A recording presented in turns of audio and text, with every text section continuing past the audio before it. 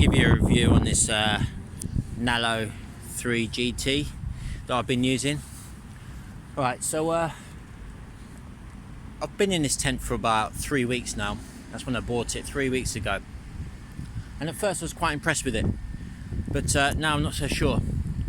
Alright, so if you look at my other videos, you can see I was in very bad storms, strong storms, and I was getting hammered by rain and wind. But there's too much damage to it, and so I'm not going to recommend a red label, not for those sort of conditions. So let's have a look. I will go on to the positive afterwards, but I don't know if you can see there, look, damage. Alright, okay, that could be something, flying object, wind's blown into it hard, no problem, that can happen. Alright, somewhere along here, yeah, I don't know if you can see it, like a stretch mark there. There you go. Again, that could be something that's hit it, but I'm on Dartmoor and it's there's no flying objects there. There's nothing too bad, but again, the wind's coming in strong. Yeah. All right. But my main problems are these parts here.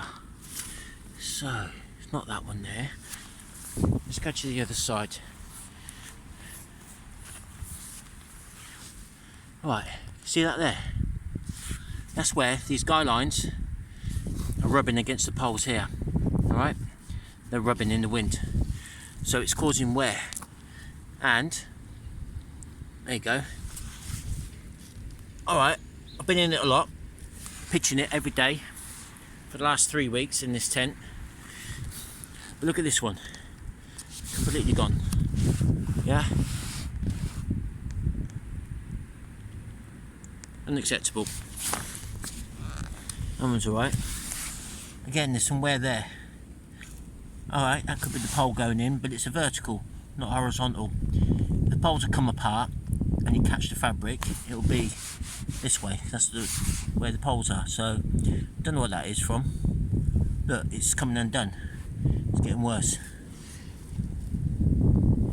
Yeah? So these pole sleeves are quite weak. Let's have a look at this side. What have we got here? Don't see anything there. This side's okay.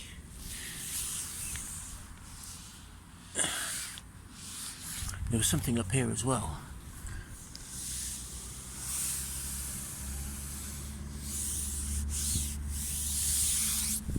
Yeah, but this is a Curl-On 1200 fabric, and yeah, I can't really recommend it now. Alright, it was a good tent, stayed up in the wind, didn't blow down. It was on the verge of collapsing, I'll admit. I could hear the poles, well, I thought they broke, but they didn't. And there's no sign of stress in the poles, no cracks in the poles. So the poles did well, but they were on the limit. Alright. But I've only had it 3 weeks, and I've got wear and tear on the product. Alright. So I can't carry on with this now. Going all the way, I'm going to end up in Scotland in winter. It's not going to handle it. It's not going to do it. It's going to fall apart. So that's it for this one then. Look, here again. Can you see? Rubbing. It's obviously, yeah, where the fabric's touching it. These here. So really, that's the problem with their tunnel tents. That's their problem. I mean, Nallo 3 GT is a great tent, but they need to rethink this. You can't. It's alright if you're going out for a few days. You come back, you can get it repaired. But I'm on an expedition. I'm gonna be out in this every day for 6 months. I can't live like that. Next storm that comes along, it might blow away. It all comes apart. So we can't have that. I can't accept that. Everything seems to be okay on this side. Yeah. Alright, so I've got some damage. I'm not sure what to do now. I have to get it repaired, whether it's covered under warranty or not. But yeah, you've got to be careful with these tents. I mean, it was extreme weather, but they say extreme weather. 70-mile-an-hour winds, torrential rain, 3-4 days of it, pushing rain into the tent. There's another problem with red labels. Your storm flaps. Alright, as I talked about earlier. They're not big enough. All right. This material on the zip gets soaking wet. The wind eventually pushes it in. Right. Let's open this. What happens then is the water from here was spraying all down the side here where the wind was catching it, spraying onto here. Eventually it was spraying onto here. All right, that's fine, that's not a problem. It didn't come through that part. All right, but it's water repellent, and obviously you'd have to replace that afterwards. But again, the zip, the material on the zip got soaking wet. All right, and the wind was coming through. All right, obviously it wasn't coming in at 70 miles an hour. It was getting broken up by the storm flap, but it was still coming in. It was that forceful, the wind. And then the wind was actually blowing on this. Okay, so every time you get a gust, you get a spray of water inside the inner tent. So when you're lying down here, you're wondering why your head on your the hood on your sleeping bag's getting wet. I'm thinking it's the condensation, the moisture. All right, but it's not. I turn around and look, and I can see every time there's a gust of wind, spray of water, droplets everywhere. So I had to keep mopping up and everything. So that was another design that let us down there. Luckily, my down sleeping bag's water repellent. It handled it, no problems. It's just annoying and worrying. You have to keep getting up and mopping, and you just think, well, you're going to get flooded eventually. All right, it was a violent wind, I must admit.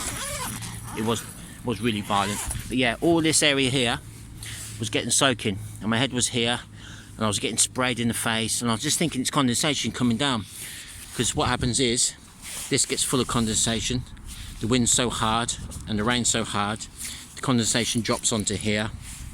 All right, and then if you've got condensation on the inside, all right, then that obviously knocks that off and it sprays down on your face. So we have that as well, but that's only to be expected. But it was definitely coming through this zip. All right, so let's get inside and have a look. It's very spacious though, very nice inside. But yeah, so when you're inside, oops, all this all around here is getting soaking wet. It's quite a thick band, yeah, and it was just spraying off here, wherever the wind could get in, it was just spraying. And then everything all done up. I mean, the tent held up, it stayed up right, yeah. Most tents I think would have come down in that weather, but yeah, and I was just getting soaked here. All this area here was all getting wet. All right, and then you've got your condensation problems on top of that, etc., you know, that kind of weather. I couldn't open this because obviously it will come through. Look, again, more damage there. I don't know if you can see it there. Don't know how that's happened, didn't notice that before. All right, so yeah, that was the main problem with it. But other than that, it's lovely space inside here, but it's a bit much for one person and a dog. The reason why I got this is because I was originally going to go for the Nallo 2GT, but because I'm mobile every day, setting up the tent and everything, I've got to carry it over 1,200 miles. I went for the lighter tent. I thought, well, this is designed for extreme weather. I'm not going to hit any major snow problems, so I don't need the strength for that. And yeah, I thought, okay, 3.3 kilos for this tent. It was a lot lighter than the Nallo 2GT, which is 3.7. So I could have got the 2GT of this, and that would have been 3 kilos. But this space inside the vestibule, yeah, this is absolutely brilliant. Let's shut this a minute. Let's go into it. Right, so when you got a dog, my dog would come in here. I put my backpack down here. That's 100 litre. That fits in nicely there.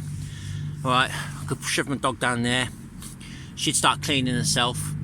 All right, and then I start drying her because I'm in Toronto rain. Get the towels out, start drying her. She starts cleaning herself, clean her paws. She starts doing her own maintenance, and then I can start unpacking things and put them down here. Her dog pack would go there, and my poles and etc. So I could sort of, I've got an entrance there, but I use this entrance here mainly. All right, and then I could get my stove out. I've got plenty of room, safe room, where I could put my thing down there, my stove, start cooking a meal. I've got plenty of room to get in here and change as well. Yeah, what's good about this is you can even stand up bent over obviously, but you can straighten your legs when you want to put your waterproofs on or change your base layers and all that sort of stuff. So plenty of room to crawl around and do stuff and spread things out, and when you were repacking your bag it was great. If you've got your dog in here as well with you, you could all actually sit in here, right? You could probably lay your sleeping bag out at a diagonal here if you had to, you know, if you had an extra person had to come in here for some reason. So it was brilliant space, absolutely brilliant. It was just a quality of life, bit of luxury there, okay? So that was great. Inside the tent, too much room for one man and his dog. Yeah, I could lay down in the middle and put my dog down one side and got all this space on the other side. Well, it's okay if you've got stuff to get out and equipment and whatnot. If you're, I don't know, if you're doing wildlife photography or something and you're pitching your tent and you're not moving all the time, maybe you want this sort of space. And if you've got a dog with you or there's two people with you, if there's two people, this would be brilliant. Yeah, I'd much rather have a 3 GT with two people than a 2 GT. All right, GT is absolutely brilliant. The Vestibule, you've got to have that, I think. Unless you're ultralight packing, then just get a Nallo 2 standard. That would be sufficient. At 2 kilos, I think that is. It's just a brilliant weight. But I've got a dog, so when I bring my dog in, and she can go and do her maintenance, so I want her to be clean and then dry before I bring her into the main tent. That's the main thing. And this is great for cooking, washing stuff, cleaning stuff as well. Got plenty of room. When the elements are really bad outside, you can still come in here. It's, you know, it still keeps some warmth in here. It keeps it elements a much further distance away from you, and it's just a lot more comfort. And at 3.3 kilos, well, it's actually more than 3.3 because we've got the ground sheet there as well. I think that's 500 grams. So I just thought it was worth it. I was getting this for less weight than the Madge, so but that was a mistake. I knew I should have bought the Madge 2 GT because of the strength. You've seen the flaws on it. It's mainly the pole holders. Where the pole holders go. Yeah, they're rubbing. I'm going to have the same problem with the Madge 2 GT, so I'm going to have to think of something there. Probably get some duct tape and just reinforce it or something. Yeah, good tent though. I mean, I like it, but I wouldn't trust it in very extreme weather. You're going to get some damage. Cullen 1200 is not up to the grade, and the tunnel tent design with those poles and those guy lines is not great. Even when the ones that are out at 45-degree angle and are away from the pole sleeves, I've still got rubbing damage on there. So that's their design. They need to think of something for that. Do something about it. But other than that, yeah, it's nice. It's a nice tent. It's a good tent. Enjoyed myself in here, mainly because of the space. But it's a bit overkill. Could have gone for the 2 GT, but I went for the 3 because when you've got the dog, she needs the space and you need to clean her and maintenance and all that sort of stuff. So yeah, all in all, not bad. All right, but it's time for it to go. I'm not going to risk my life in extreme weather because of this. All right. Okay, so that's my review of the 2 GT, 3 GT on a Nallo red label. I'm not going to recommend it anymore because of the amount of damage that it suffered. But do bear in mind, it was extreme, and it was an extreme condition that you probably, in England, you probably only get once every few years, and you're probably unlikely to be out in it. But for me, I'm out every day, probably at least the next 6 months. I've got to live in it. I'm going to get battered by all sorts of weather. I thought this would handle it. It'd be good for it. It's great light. It's lightweight, but again, that's the lightweight trap, isn't it? Start going for lightweight stuff, and then you start getting into trouble. So originally I was going to go for a Tara, but decided to go for the Madge only because it's GT. The Vestibule for the dog again, otherwise, and the weight. But yeah, this dawn flap's not good enough. I know what they've done. They've had to cut down the weight. They made it lighter weight. It's a thinner fabric on the outside, and it's starting to show. But these pole sleeves, I'm not happy with them rubbing what they're doing. That's really not on. They shouldn't be doing that at all whatsoever. Look at that, you can see where it's touching, yeah? Nothing you can do about that. Pulled out at the right angle, yeah? And it's just going to rub. I mean, this is shaking, isn't it, yeah? When the wind's blowing. You've seen the videos. That's your problem with it. Oh well. £1,000, 3 weeks, and it's done. Lovely size though, but okay. Alright, on to the next tent then. Alright, see you in a bit. Bye bye.